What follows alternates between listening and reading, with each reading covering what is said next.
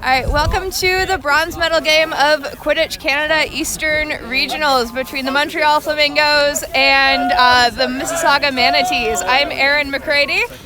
And I'm Monish Mystery. And right now we have the Montreal Flamingos taking the field for a war cry.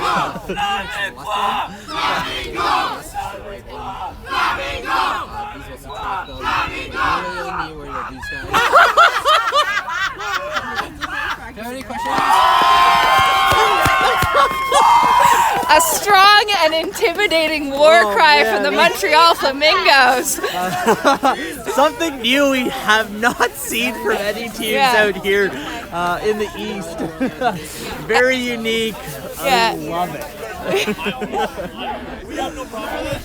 And here we have the Manatees responding. Does anyone know what a manatee sounds like? Do your best impression, Erin McCready. No, they already did. I can't talk that. They're going to do the best they can. Are you guys going to be commentating on this? We sure are. You started already? We have. Yes. Sorry to interrupt. No, it's all I right. might just swing over something so I can try to understand. All right. No worries. Yeah. So both these teams that we've got today are new community teams this season. All the players, or a good number of the players, quite experienced, even though the programs themselves are new. Mo, what are you expecting to see in this game?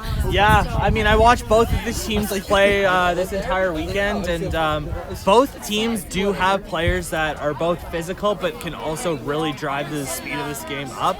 I'm expecting a very high-paced, hard-hitting, fast game here from both of these teams. Mm-hmm. We had the Mississauga Manatees drop their semifinal game against Guelph University Quidditch. From watching that game, what I saw there, the Manatees were really struggling to get their pace going against the Guelph team, struggling to make some of those stops on defense. I definitely think that the Flamingos are going to prove a good challenger for them on that, as they are a pretty fast-paced team. However, with the Flamingos having dropped their semifinal to Valhalla, they kind of got caught without some of their organization throughout the game. So it'll be interesting to see how the Manatees team, with a little bit more cohesion, might be able to crack through that. Absolutely, yeah. Both teams were a little shaky in their semifinal games. Hopefully, both teams have regrouped in their time off between games, and we'll see what happens here now. All right, we've got head ref Michael Howie Howard about to start the game. Let's go! And we're off. The ball quickly picked up. Brian here. Melchior with an early drive, but gets shut down. Ball picked up though by number 5 Chaser on the Manatees. Quickly beat out there though. And Flamingos regain possession of the quaffle. Pass up to number 0 here, Guillaume, who is a standing team member of the Team Canada national team here. And just hits off the rim, and Manatees recover the quaffle. Yeah, I expect to see a lot of that from the Flamingos. A lot of their offense does drive through number 0, Guillaume there. So expect to see a lot of what we just saw more in this game. I've got Brian Melchior carrying the quaffle for the Manatee. He's led by my tall son, Jonathan Gola.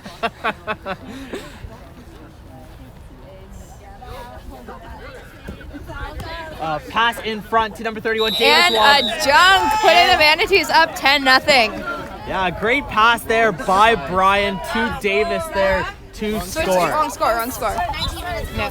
linked to a YouTube. Is that And we've got a stoppage in play. Manatees are on the right. Oh, right. Great first pass there from the Manatees.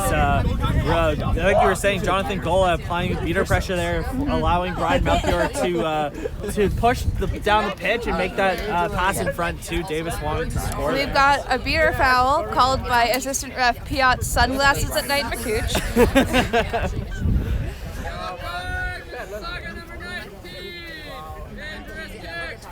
We've got a yellow card for a dangerous kick on the Mississauga beater there. I believe she had a card very similar to that in their semi-final game as well She for did, dangerous yes. kicking. This is 1 minute. My laptop. 1 minute. I'll count them out. It can come out for like 5 or 10 minutes. Yellow card, yes.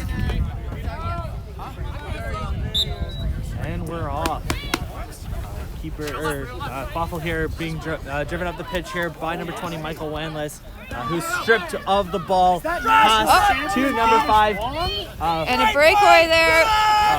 And a jump by Brian Melchior.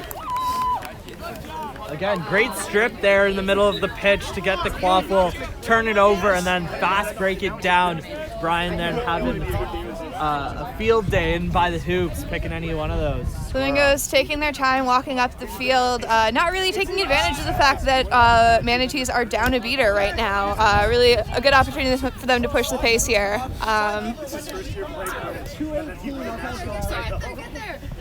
And a shot goes in. It is 20-10. Manatees in the lead. Yeah, quick score there by number 26, Mark on the Flamingos, getting this team back into this game and getting a little bit maybe of a momentum shift hopefully here for the Flamingos.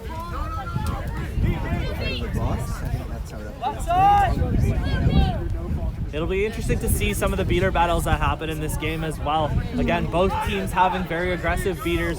We'll see what will happen here. Manatees really spreading out in this game. Wow. Deep lightning pass. Down. Oh, just misses the goal there. Just missing the shot there, but a long pass there by keeper number 22, Brian Melchior. Impressive that no one on the Flamingos intercepted that pass.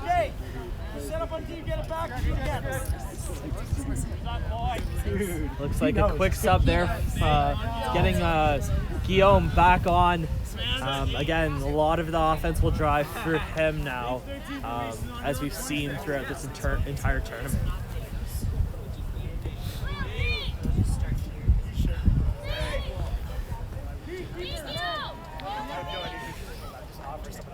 And ball's recovered down in the Manatees end by keeper Brian Melchior.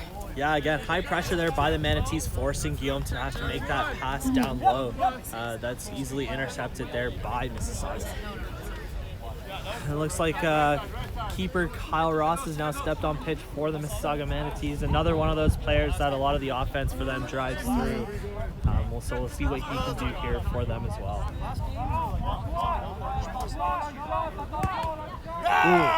And a goal there by the Manatees, and they also regain bludger control on that play. Score is 30-10 for the Mississauga Manatees. Yeah, big goal there by keeper Kyle Ross, hitting it just off the connector of the hoops there. Happy to see the hoop did not hit back this time. For those of you at home, yesterday the hoop did hit Kyle Ross in the face. Something that doesn't happen very often, if at all. But when it does. It is funny. That's a drive and dish by Henlin, who regains the ball. Driving, swinging around towards the hoops. But he's beat there. Beat before. Stop on the play here. We'll see if there's a card on the play or not. Yeah, so what do you think so far, Aaron, just based on the last about 5 minutes now of this game? Both teams, coming out, but I feel like they're both testing the waters right now. I feel like both teams are still playing a little bit cautiously, and I think that could be a result of their semifinal performances. I know the Manatees in the semifinal that they ended up losing got caught quite a bit with their beaters in the opposing team's end and lost a lot of goals to fast breaks and no bludger drives. So I think we're seeing them play a little bit more cautiously, a little more controlled, but it seems to be working out for them. The Flamingos, I think, a little more cohesion needed on that offense to finish off those goals. I think they're doing a good job of getting into the zone, but not as good a job of capitalizing. Yeah, and just for the folks back home, there was no call on that play. Play now resuming. Nathan Reed, Mississauga Manatees, bring the cloth off the pitch. Big miss by my tall son, Jonathan Gola. And Kyle Ross rips it into the Flamingos' end. Yeah, high pressure there by the Flamingos, causing that ball to be turned over, as there was just no passing option for Kyle Ross on that play. when the other team got the ball, they would yell no beaters, and the beaters was there holding balls behind their backs. And a shot by Guillaume Hamlin goes in. It is 30-20, closing that gap a little bit as Hamlin looks to be taking one of his first substitutions of the game. Yeah, and that was a great beater play by the Flamingos there, clearing John Gola and causing that lane to be opened up there for the Flamingos. Oh, big block there by number 21, Nate Reed. And he does score. He does score on that play, yes. Thought there was going to be a card potentially on that play, but doesn't look like it.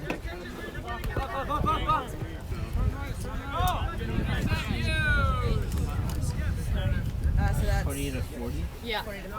We have here Michael Landless, number 20, bringing the ball up the pitch. Again, both teams very slowly bringing the ball up the pitch. I think they're letting the beaters do the work and then taking opportunity of those. And it works out for the Flamingos with a great play there. Good, patient, clean passing, bringing it up to 40-30. Still down 1 goal, but definitely still in this game in a big way. Absolutely great passing there. Very patient by the Flamingos. All in all, that was a great rush to score.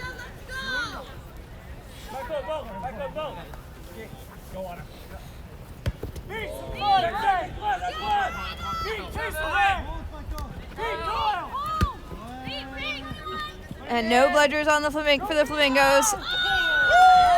And a goal by number 5 on the Manatees. Yeah, again, a lot of the plays here, a lot of the goals here are caused by a lot of the beaters doing a lot of work, clearing lanes. What else is new? As a chaser, I very much appreciate all the work beaters do, but I know in the end we do get the glory because we scored the goals, but got to give the beaters the shout outs here. A lot of the goals won't be scored without them. Oh, he said to call. It's him. Oh, big stop there by Kyle. Great positioning by the Flamingos chaser number 13, but a little bit better positioning by Manatees keeper Kyle Ross to step at the hoops. Yeah, big block there to keep this game at 50-30.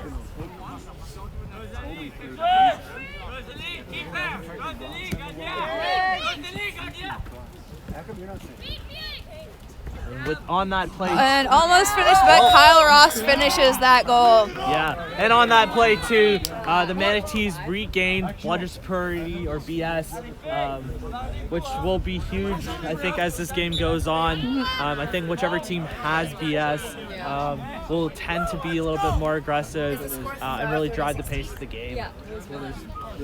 Score is currently 60-30. Manatees leading. If they manage to capitalize on their next offensive possession to push it out of range, that could be a tough thing for the Flamingos to overcome.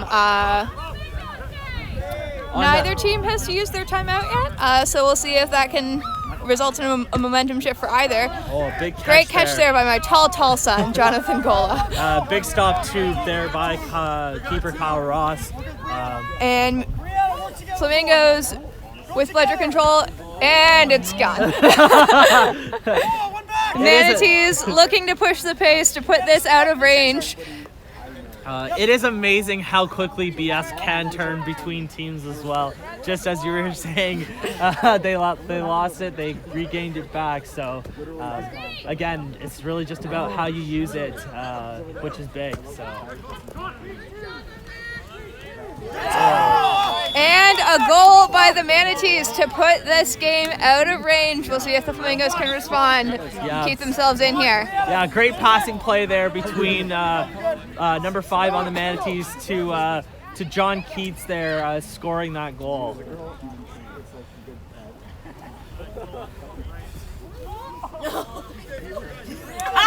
Oh my God! And great positioning by number 13, putting the Flamingos back in range in this game. Game time is about 10 minutes, with the Manatees leading 70-40. Yeah, great positioning, great pass, just great overall awareness on that play to score. Yeah. There's a few times now we've seen that from Montreal. just the great positioning from their chasers and just awareness overall.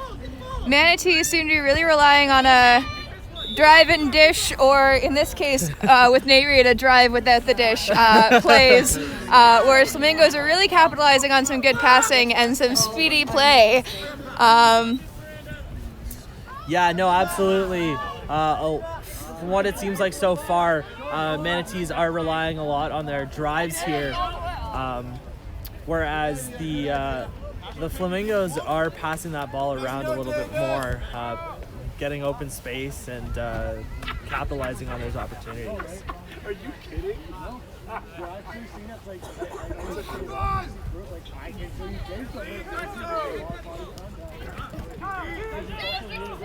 Kyle Ross's shot goes a little low, but the Manatees regain possession here, and we got a good old-fashioned chaser pile.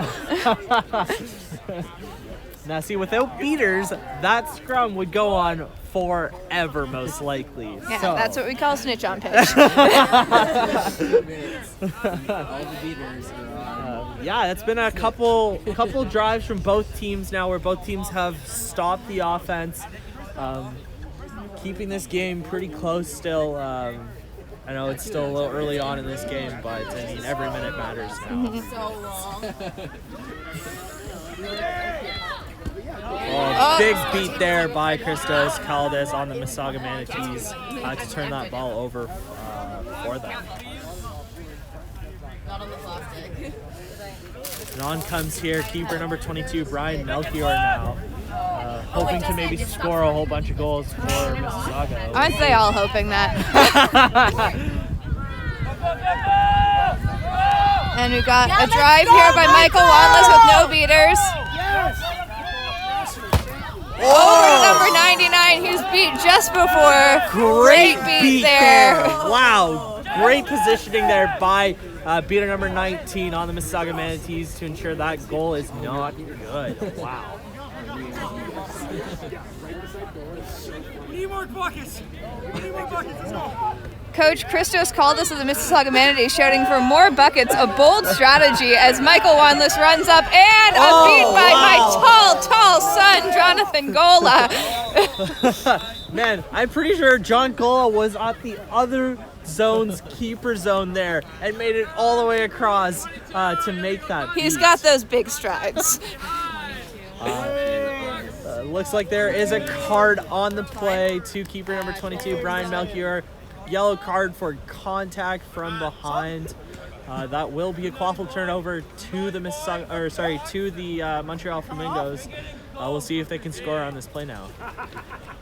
It's a question of whether number 99 can get to the hoop before my tall son takes 2 steps, and he does it. My tall son bailing out there. Score by number 99 on the Flamingos to bring it up to 50-80. Yeah, now we're back in that snitch range as well. So Montreal really keeping this game close.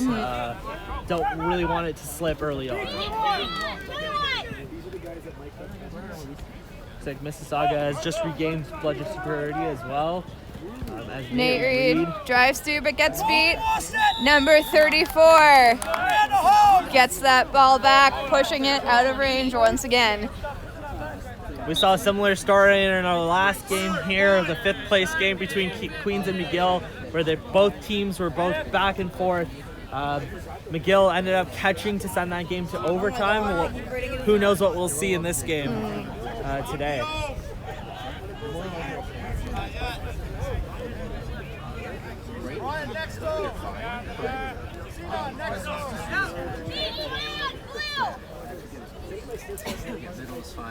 Montreal slowly bringing the quaffle up the pitch here.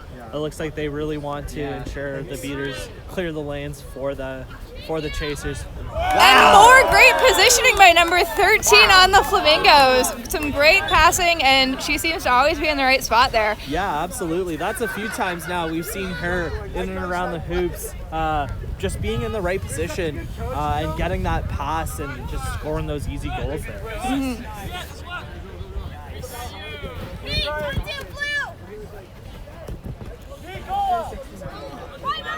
And a drive there by number 21, Nate Reed.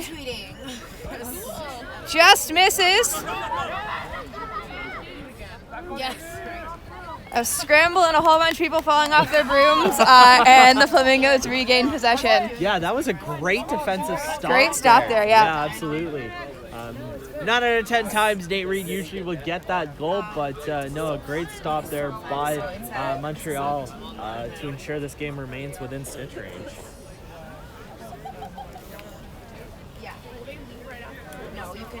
We're at about 15 minutes of game time, with the Manatees leading by 30 points.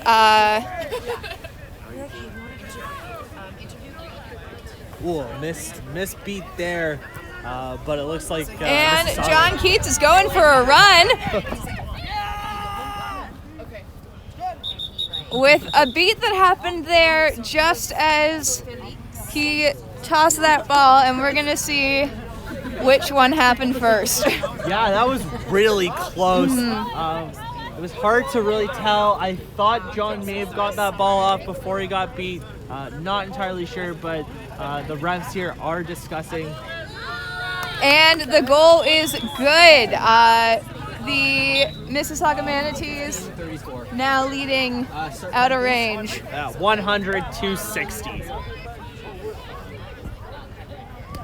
So we'll see here, just as time approaches close to when Snitch is released, to see what or how Montreal responds. They obviously need to get this game back into Snitch range.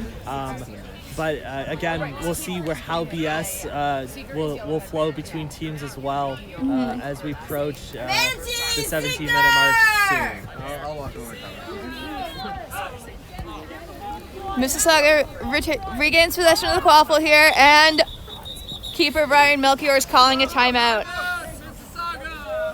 Yeah, it looks like Mississauga wants to regroup just before Snitch is released. Again, So Mississauga is leading 100-60, so they've got a 40-point lead at 16 minutes into the game. They've got it just out of range, and for any new viewers at home, what that means, the Snitch is worth 30 points, which means that right now, with a 40-point lead for Mississauga, even if the Flamingos were to catch the Snitch, they would still lose the game.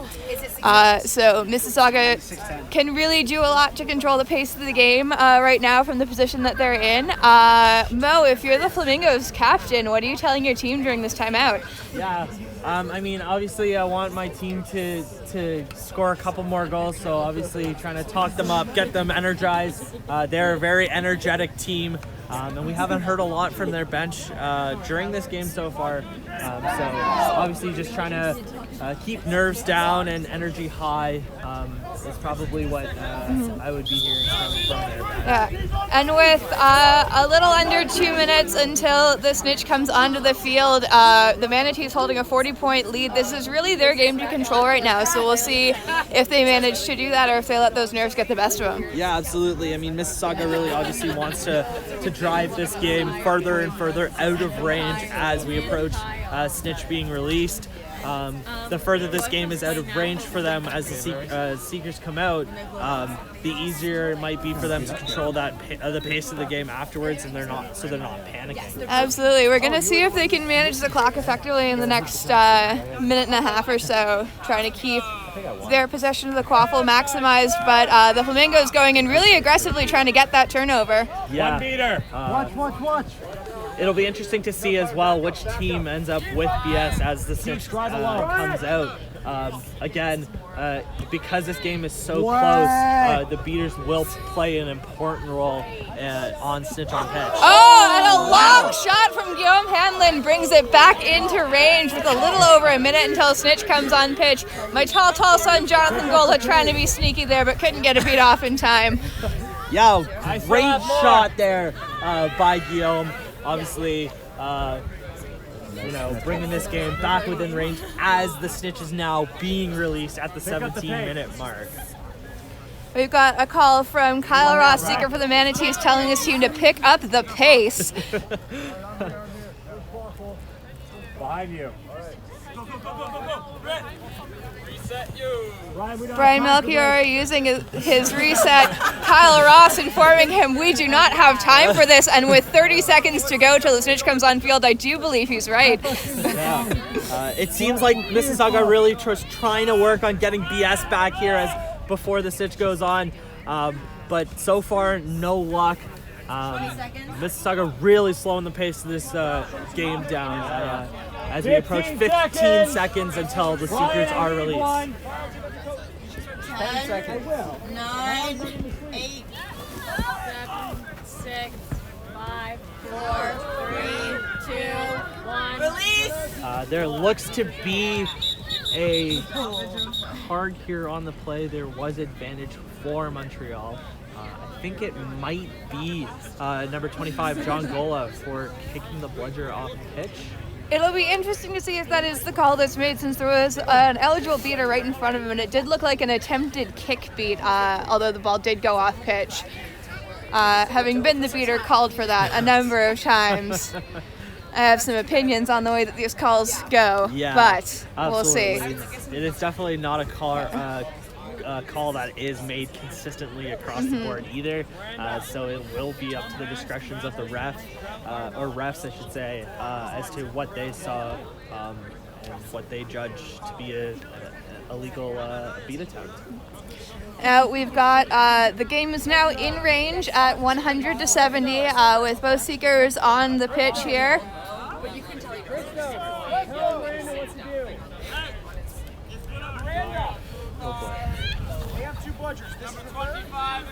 And there's a blue card to my tall son, Jonathan Gola, beater for the Mississauga Manatees, for kicking a bludger off pitch.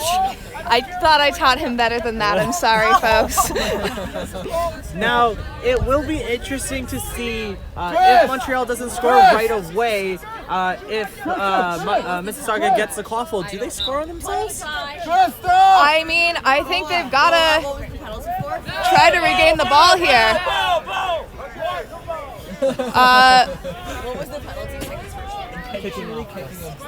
And we've got the Manatees, Montreal driving, and Michael Wanless scores. Jonathan Gola back in the game. Surprised by that, honestly. I think if I'm Montreal, I would prefer to have a beater down with snitch on pitch. Yeah, no, absolutely. Interesting call there too. And almost a known call. Interesting strategy to score there. I agree. I would have probably held that penalty out, slowed the game down in order to kind of really capitalize on that beater penalty. And Brian Melchior takes a long shot that spins the hoop but doesn't go in. Both teams committing their beaters to the snitch, getting a lot of looks at it, and we got a potential catch here by Kyle Ross. It'll be interesting because that was quite close to the boundaries. Aggressive. Again, we'll see what the refs have to say about it. That snitch was caught actually right in front of us near the boundary line. By right in front of us, we do mean not where the camera was angled. Sorry, folks. That's the first one I've ever gotten. Yeah, this will be a very important call. With the score currently at 100 to 80, the Manatees will win this game and take the bronze if that catch is good. And the catch is good. Final score 130 to 80 with the Mississauga Manatees taking the bronze in their first Eastern Regional Championship. Yeah, what a game that was, and what a quick catch too by Kyle Ross there, not letting this game drag on. Overall, great game from both teams. Yeah. Both new teams to this league. And it's good to see community teams slowly popping up across Canada now. Yeah. All right, that is it for a bronze medal game. We will be back at 6 o'clock with the gold medal between Guelph University and Valhalla Quidditch, a matchup as old as time. I'm Erin McCurdy. And I'm Mo Mystery. Thank you for watching.